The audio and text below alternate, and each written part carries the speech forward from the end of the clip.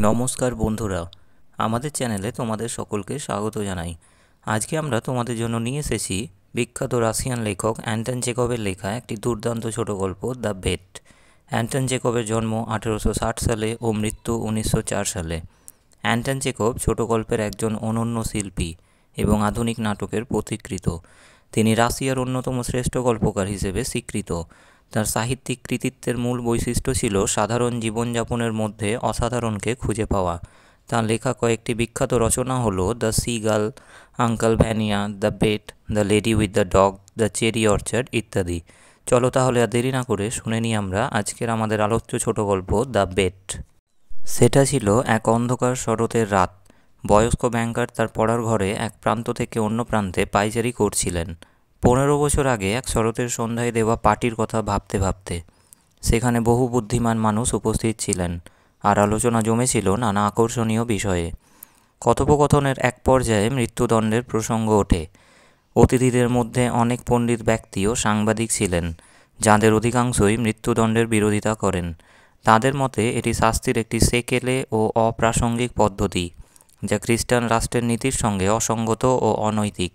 কেউ কেউ মত দেন মৃত্যুদণ্ডের বদলে সর্বত্র যাবজ্জীবন কারাদণ্ড চালু হওয়া উচিত। আমি আপনাদের সঙ্গে একমত নই, ব্যাংকার বলেছিলেন। আমার নিজের মৃত্যুদণ্ড বা যাবজ্জীবন কারাদণ্ডের অভিজ্ঞতা নেই, তবে যদি যুক্তিযুক্তভাবে বিচার করা যায় তাহলে আমার মতে মৃত্যুদণ্ড কারাদণ্ডের চেয়ে বেশি নৈতিক ও মানবিক। মৃত্যুদণ্ড তৎক্ষণাৎ জীবন শেষ করে, আর যাবজ্জীবন তিলে তিলে কষ্ট দিয়ে তা কেড়ে নেয়। দুইয়ের মধ্যে কোনটা মানবিক?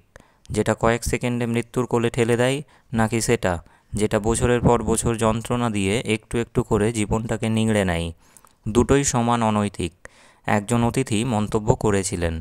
কারণ তাদের উদ্দেশ্য একটাই, জীবন কেড়ে নেওয়া। রাষ্ট্র ঈশ্বর নয়, রাষ্ট্র যা ইচ্ছা করলেই ফেরত দিতে পারে না, তা নেওয়ার অধিকার তার নেই। অতিথিদের মধ্যে একজন তরুণ আইনজীবী ছিলেন, বয়স প্রায় 25। তার মতামত জানতে চাইলে তিনি বলেছিলেন, মৃত্যুদণ্ড এবং যাবজ্জীবন কারাদণ্ড দুটোই সমান অনৈতিক, তবে আমাকে এদের মধ্যে যদি একটি বেছে নিতে বলা হয় তাহলে আমি অবশ্যই দ্বিতীয়টি বেছে নেব। বেঁচে না থাকার চেয়ে কোনোভাবে বেঁচে থাকা অনেক ভালো। এরপর শুরু হলো এক উত্তেজনাপূর্ণ আলোচনা। এখনের তুলনায় তরুণ ও অধৈর্য স্বভাবের ব্যাংকার হঠাৎ করে উত্তেজিত হয়ে টেবিলের ওপর ঘুষি মেরে বলেছিলেন, মিথ্যে কথা, আমি 2 মিলিয়ন রুবল বাজি ধরছি। তুমি 5 বছরও একটি খুপড়িতে থাকতে পারবে না। যদি আপনি সত্যি তা মনে করেন, আইনজীবী বলেছিলেন, তাহলে আমি বাজি ধরলাম 5 বছর নয়, পুরো 15 বছর কাটিয়ে দেখাবো। 15? ঠিক আছে, বাজি রইল, বলে চিৎকার করেছিলেন ব্যাংকার। ভদ্রলোকেরা, আমি 2 মিলিয়ন রুবল বাজি ধরছি। রাজি, আপনি 2 মিলিয়ন আর আমি আমার স্বাধীনতা বাজি রাখছি, আইনজীবী বলেছিলেন। অবশেষে এই বেপরোয়া অবাস্তব বাজির বাস্তবায়ন হলো। তখন অগণিত সম্পদের মালিক, খামখেয়ালি ও মেজাজি ব্যাংকার আনন্দে আত্মহারা হয়ে গেলেন। রাতের খাবারের সময় তিনি ব্যঙ্গের সুরে আইনজীবীকে বলেছিলেন, এখনও সময় আছে ছোকরা, আরও একবার ভেবে দেখো। আমার কাছে 2 মিলিয়ন কিছুই না, কিন্তু তুমি জীবনের 3-4টি সেরা বছর হারাতে চলেছ। আমি 3-4 বছর বলছি, কারণ এর বেশি তুমি টিকতে পারবে না। আর অসুখী মানুষ, এটা ভুলে যেও না, স্বেচ্ছা বন্দিত্ব বাধ্যতামূলক বন্দিত্বের থেকে অনেক বেশি কঠিন। এই ভাবনাটা যে তুমি যখন খুশি বের হতে পারো, এটাই তোমার বন্দি জীবনকে আরও অসহনীয় করে তুলবে। আমি সত্যি তোমার জন্য দুঃখিত। এবং এখন ব্যাংকারের এ মাথা থেকে ও মাথা পায়চারি করতে করতে, এসব কথা মনে করতে করতে নিজেকে প্রশ্ন করলেন, আমি এই বাজি ধরেছিলাম কেন? এর কী লাভ? আইনজীবী জীবনের 15 বছর হারাবে, আর আমি 2 মিলিয়ন নষ্ট করব। এতে কি মানুষ বুঝবে যে মৃত্যুদণ্ড যাবজ্জীবন কারাদণ্ডের চেয়ে ভালো বা খারাপ? না না, সব অর্থহীন বাজে কথা। আমার দিক থেকে এটি ছিল এক তৃপ্ত মানুষের খামখেয়াল, আর আইনজীবীর দিক থেকে নিছক অর্থলোভ। তখন তিনি আরও স্মরণ করলেন সন্ধ্যার পার্টির পর কী ঘটেছিল। এই সিদ্ধান্ত গ্রহণ করা হয়েছিল যে আইনজীবী কঠোর নজরদারিতে বন্দী থাকবেন ব্যাংকারের বাড়ির বাগানের এক অংশে। চুক্তি অনুযায়ী এই সময় তিনি ঘরের চৌকাঠ পার হতে পারবেন না, জীবিত কোনো মানুষকে দেখতে বা তাদের কণ্ঠস্বর শুনতে পারবেন না, চিঠি বা সংবাদপত্র গ্রহণ করতে পারবেন না। তবে তাকে একটি বাদ্যযন্ত্র ব্যবহারের, বই পড়ার, চিঠি লেখার, মদ পান করার এবং তামাক সেবনের অনুমতি দেওয়া হয়।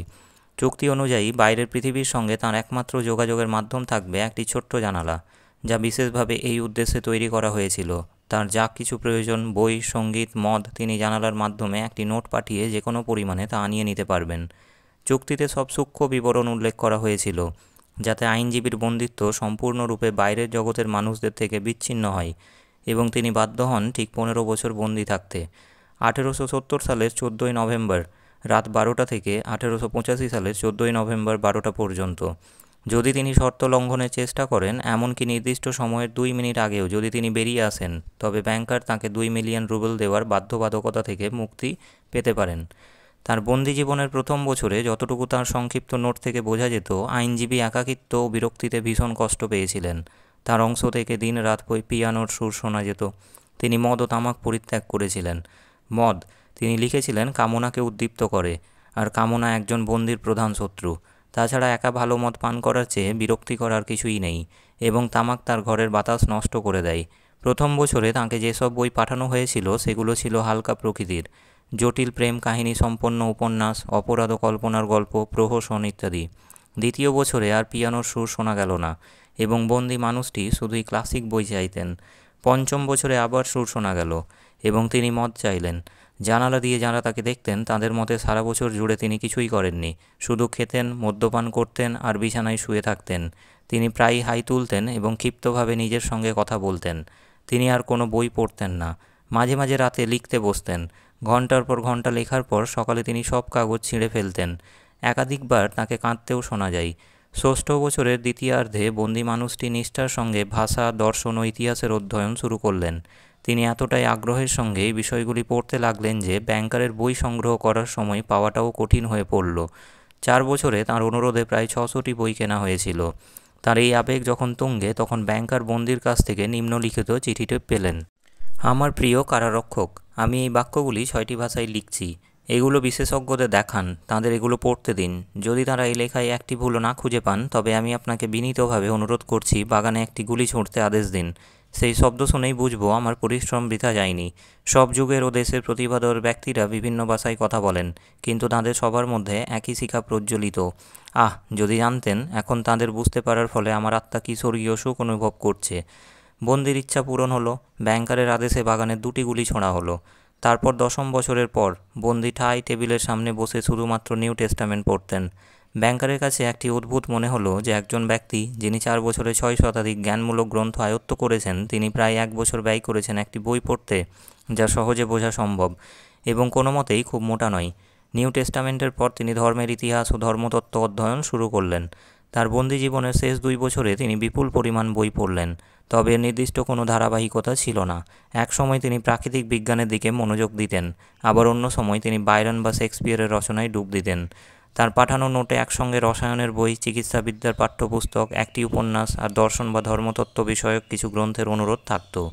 তার এই পড়ার ধরন দেখে মনে হতো তিনি যেন সমুদ্রে কোনো জাহাজের ভাসমান ধ্বংসাবশেষের মধ্যে সাঁতার কাটছেন এবং জীবন রক্ষার তাগিদে একটার পর একটা টুকরো আঁকড়ে ধরেছেন। ব্যাংকার সব মনে করলেন এবং ভাবলেন, আগামীকাল 12টায় সে মুক্তি পাবে। চুক্তি অনুযায়ী আমায় তাকে 2 মিলিয়ন রুবেল দিতে হবে। যদি দিই, তবে আমার জন্য সব শেষ, আমি চিরতরে ধ্বংস হয়ে যাব। 15 বছর আগে তার এত সম্পদ ছিল যে তা গুণে শেষ করা যেত না, কিন্তু এখন তিনি নিজেকে জিজ্ঞেস করতেও ভয় পান তার অধিক পরিমাণে কী আছে, টাকা না ঋণ। শেয়ার বাজারে জুয়া খেলা, ঝুঁকিপূর্ণ বিনিয়োগ আর বার্ধক্যেও নাছোড়বান্দা তার সেই বেপরোয়া স্বভাব, এসব ধীরে ধীরে তার ব্যবসাকে ধ্বংস করে দিয়েছে। একসময় তিনি ছিলেন নির্ভীক, আত্মবিশ্বাসী, গর্বিত একজন ব্যবসায়ী, আর এখন তিনি একজন সাধারণ ব্যাংকার যিনি বাজারের প্রতিটি ওঠানামায় ভয়ে কাঁপেন। সেই অভিশপ্ত বাজি। বৃদ্ধ লোকটি হতাশায় মাথা চেপে ধরে বিড়বিড় করে বললেন, লোকটা কেন মরল না? সে তো এখন মাত্র 40। সে আমার শেষ টাকাটুকুও নিয়ে যাবে। বিয়ে করবে, জীবন উপভোগ করবে, শেয়ার বাজারে জুয়া খেলবে, এবং আমি হিংসুক এক ভিখারির মতো দাঁড়িয়ে দাঁড়িয়ে দেখব আর প্রতিদিন তার মুখ থেকে একই কথা শুনব, আমার জীবনে এই সুখের জন্য আমি আপনার প্রতি কৃতজ্ঞ। আসুন আমি আপনাকে সাহায্য করি। না, এটা সহ্য করা যাবে না। দেউলিয়া হওয়া আটকাতে আর অপমান থেকে বাঁচতে আমার একমাত্র উপায় হলো লোকটার মৃত্যু। ঘড়িতে তখন সবে 3টা বেজেছে। ব্যাংকার সতর্কভাবে শুনছিলেন। বাড়ির সবাই গভীর ঘুমে আচ্ছন্ন, আর জানালার বাইরে বরফে ঢাকা গাছগুলোর করুণ শোঁ আওয়াজ ছাড়া আর কিছুই শোনা যাচ্ছিল না। কোনো শব্দ না করার চেষ্টা করে তিনি তার সিন্দুক থেকে সেই দরজার চাবিটি বের করলেন, যা 15 বছর ধরে খোলা হয়নি। তারপর ওভারকোট গায়ে চাপিয়ে তিনি নিঃশব্দে বাড়ির বাইরে বেরিয়ে এলেন। বাগান ছিল ঘন অন্ধকারে ঢাকা আর হিমশীতল। বৃষ্টি পড়ছিল। গাছগুলোকে মুহূর্তের জন্যেও স্থির থাকার উপায় না দিয়ে একটি স্যাঁতস্যাঁতে হাড় কাঁপানো দমকা বাতাস সমানে বাগানে শোঁ শোঁ শব্দ করে বইছিল। ব্যাংকার চোখ কুঁচকে সামনে দেখার শত চেষ্টা করলেও মাটি সাদা মূর্তিগুলো, বাগানের অংশ বা গাছগুলো কোনোটিই তিনি দেখতে পাচ্ছিলেন না। বাগানের অংশের দিকে এগিয়ে গিয়ে তিনি দুবার পাহারাদারকে ডাকলেন, কোনো উত্তর এলো না। সম্ভবত খারাপ আবহাওয়ার কারণে পাহারাদার কোথাও আশ্রয় নিয়েছে এবং এখন হয়তো সে রান্নাঘর বা সবুজ ঘরের ভেতর ঘুমিয়ে আছে। যদি এই উদ্দেশ্য সাধন করার সাহস আমার মধ্যে থাকে, বৃদ্ধ ভাবলেন, প্রথম সন্দেহটা পড়বে পাহারাদারের ওপর গিয়ে। অন্ধকারের মধ্যে সিঁড়ি আর দরজার অবস্থান হাত ধরে বের করে তিনি বাগানের অংশের হল ঘরে ঢুকলেন। তারপর সরু এক করিডোর ধরে এগিয়ে গিয়ে দেশলাই জ্বাললেন। সেখানে কেউ ছিল না, শুধু একটি খাট ছিল, কিন্তু তাতে কোনো বিছানা ছিল না। কোণের দিকে অন্ধকারে রাখা ছিল একটি লোহার উনুন। বন্দির ঘরের দরজার সিল অক্ষত ছিল। দেশলাই নিভে গেল।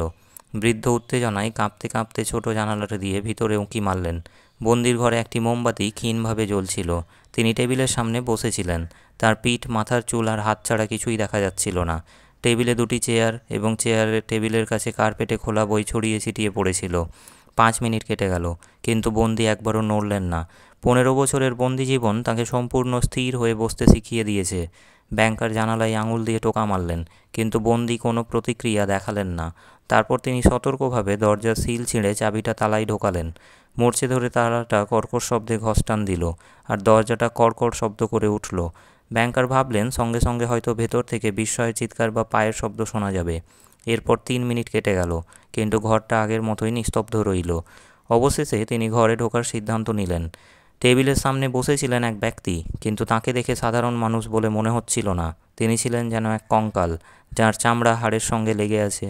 একজন নারীর মতো তার মাথায় লম্বা কোঁকড়ানো চুল আর একটা এলোমেলো জট পড়ে যাওয়া দাড়ি। তার মুখের রং হলুদ, যেন মাটির আভা তাতে লেগে আছে। গাল বসে গেছে। লম্বা ও সরু পিঠ, যে হাতের ওপর তিনি তার চুলাচ্ছন্ন মাথাটা ভর দিয়ে রেখেছিলেন, সেটি এতটাই শীর্ণ ও হাড় সর্বস্ব ছিল যে সেদিকে তাকানো কষ্টকর। তার চুলে ইতিমধ্যে পাক ধরেছে, আর তাঁর এই বার্ধক্যগ্রস্ত নিঃশেষিত চেহারার দিকে তাকিয়ে কেউ বিশ্বাস করতে পারবে না যে সে মাত্র 40 বছর বয়সী। টেবিলে তার ঝুঁকে থাকা মাথার সামনে একটি কাগজের টুকরো রাখা ছিল, যার উপর খুব ছোট অক্ষরে কিছু লেখা ছিল। দুর্ভাগা শয়তান, ভাবলেন ব্যাংকার, ঘুমের মধ্যে হয়তো মিলিয়নের স্বপ্ন দেখছে। আমায় শুধু এই আধমরা মানুষটাকে তুলে বিছানায় ফেলতে হবে আর এক মুহূর্ত বালিশ চাপা দিয়ে ওর দম বন্ধ করতে হবে, ব্যাস। তারপর অতি সাবধানে পরীক্ষা করলেও কেউ কোনো দিন টের পাবে না যে এটি একটি স্বাভাবিক মৃত্যু নয়। তবে তার আগে দেখি ও এখানে কী লিখেছে। ব্যাংকার টেবিল থেকে কাগজের পৃষ্ঠাটি তুলে নিয়ে পড়তে শুরু করলেন।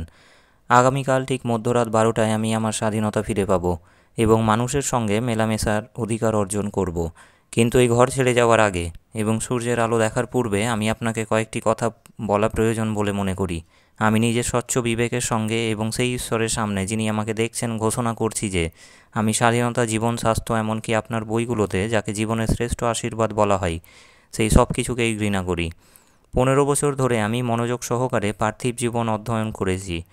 এটা সত্যি যে আমি না পৃথিবী দেখেছি না মানুষ, কিন্তু আপনার বইয়ে আমি সুগন্ধি মদ পান করেছি, গান গেয়েছি, জঙ্গলে হরিণ ও বন্য শূকর শিকার করেছি, নারীদের ভালোবেসেছি, আর সুন্দরীরা যারা ছিল মেঘের মতো স্বপ্নীল, আপনার কবিদের প্রতিভার জাদুতে সৃষ্ট, তারা রাতে আমার কাছে এসে আমাকে আশ্চর্য সব গল্প ফিসফিসিয়ে বলেছে, যা আমাকে উন্মত্ত করে তুলেছিল। আপনার বইয়ে আমি অ্যালব্রুজ ও মবলার চূড়ায় আরোহণ করেছি এবং সেখান থেকে দেখেছি কিভাবে সূর্য সকালে উদিত হয় আর সন্ধ্যার আকাশ, সাগর ও পাহাড়ের শৃঙ্গগুলোকে বর্ণিল সোনালি আভায় ভরিয়ে দেয়। আমি দেখেছি কিভাবে আমার মাথার ওপরে মেঘ বিদীর্ণ করে বিদ্যুৎ চমকায়। আমি সবুজ বন, মাঠ, নদী, হ্রদ, নগরী দেখেছি। আমি শুনেছি সাইরেনদের গান, শুনেছি প্যানের বাঁশির সুর। আমি স্পর্শ করেছি সেই সুন্দর শয়তানদের ডানা, যারা উড়ে এসে আমার সঙ্গে ঈশ্বরের বিষয়ে কথা বলেছে। আপনার বইয়ে আমি অতল গহ্বরে ঝাঁপ দিয়েছি, অলৌকিক কাজ করেছি, নগর পুড়িয়ে ধ্বংস করেছি, নতুন ধর্ম প্রচার করেছি, গোটা দেশ জয় করেছি। আপনার বইগুলো আমাকে জ্ঞান দিয়েছে। যুগে যুগে মানুষের অবিরাম চিন্তাধারা যা কিছু সৃষ্টি করেছে তা একটি ছোট্ট কণা হয়ে আমার মস্তিষ্কে জমা হয়েছে। আমি জানি আমি আপনার সব থেকে বেশি বুদ্ধিমান, এবং আমি আপনার বইগুলোকে এবং পার্থিব সমস্ত আশীর্বাদ ও জ্ঞানকে ঘৃণা করি। এগুলো সবই শূন্যতা, দুর্বল, কল্পনাপ্রসূত এবং মরীচিকার মতো বিভ্রান্তিকর। আপনি যতই গর্বিত, জ্ঞানী এবং সুন্দর হন না কেন, মৃত্যু আপনাকে পৃথিবী থেকে মুছে ফেলবে, ঠিক যেমন মাটির নিচে বসবাসকারী ইঁদুর বিলীন হয়ে যায়। এবং আপনার উত্তরাধিকারীরা আপনার ইতিহাস, আপনার অমর প্রতিভাবানদের কীর্তি একদিন জমে বরফের টুকরের মতো নির্জীব হয়ে পড়বে এবং পৃথিবীর সঙ্গে পুড়ে ছাই হয়ে যাবে। আপনি উন্মাদ এবং ভুল পথে এগিয়ে চলেছেন। আপনি মিথ্যাকে সত্য এবং কুৎসিতকে সৌন্দর্য বলে মনে করেন। যদি কোনো দিন আপেল ও কমলা গাছের ব্যাঙ বা টিকটিকি জন্মায়, অথবা গোলাপ ফুলের গন্ধ ঘোড়ার ঘামের মতো দুর্গন্ধের মতো লাগে, তাহলে আপনি নিশ্চয়ই বিস্মিত হবেন। ঠিক তেমনি আমিও বিস্মিত আপনাকে দেখে, যিনি স্বর্গকে পৃথিবীর বিনিময়ে বিসর্জন দিয়েছেন। আমি আপনাকে বুঝতে চাই না। আপনি যা কিছু জীবনের মূলমন্ত্র হিসেবে বেছে নিয়েছেন তা আমি কতটা ঘৃণা করি, আমি আমার কাজে তা প্রমাণ করব। আমি সেই 2 মিলিয়ন রুবল পরিত্যাগ করছি, যা একসময় আমার কাছে স্বর্গ হাতে পাওয়ার সমান ছিল। এখন আমি সেটিকে ঘৃণা করি। এই অর্থের অধিকার থেকে নিজেকে বঞ্চিত করার জন্য আমি নির্ধারিত সময়ের 5 মিনিট আগে এখান থেকে বেরিয়ে যাব এবং এভাবেই আমার চুক্তি ভঙ্গ করব। ব্যাংকার যখন এটি পড়লেন তখন তিনি কাগজটি টেবিলে রেখে সেই অদ্ভুত মানুষটির মাথায় চুমু খেয়ে কাঁদতে শুরু করলেন এবং সেখান থেকে বেরিয়ে গেলেন। কখনও শেয়ার বাজারে তার ভয়াবহ ক্ষতির পরেও তিনি কখনও নিজের প্রতি এতটা ঘৃণা অনুভব করেননি যতটা এখন করছিলেন। ঘরে ফিরে তিনি বিছানায় শুয়ে পড়লেন, কিন্তু তার উত্তেজনা আর অশ্রু দীর্ঘ সময় তাকে ঘুমোতে দিল না। পরদিন সকালে বেচারা পাহারাদার দৌড়ে এসে জানালো যে তারা বাগানের একটি অংশে যে মানুষটি থাকেন তাকে জানালা দিয়ে বাগানে বেরোতে দেখেছেন। তারপর তিনি গেটের দিকে গিয়ে অদৃশ্য হয়ে গিয়েছিলেন। ব্যাংকার সঙ্গে সঙ্গে তাঁর চাকরদের নিয়ে বাগানের অংশে গিয়ে সবার সামনে এটি স্থাপন করলেন যে বন্দি পালিয়ে গেছেন। অপ্রয়োজনীয় গুজব এড়াতে তিনি টেবিল থেকে অর্থ ত্যাগের ঘোষণা লেখা কাগজটি তুলে নিলেন এবং বাড়ি ফিরে সেটি নিরাপদে তাঁর সিন্দুকের তালাবন্ধ করে রাখলেন। এই ছিল আমাদের আজকের আলোচ্য ছোট গল্প দ্য বেট গল্পটির বঙ্গানুবাদ।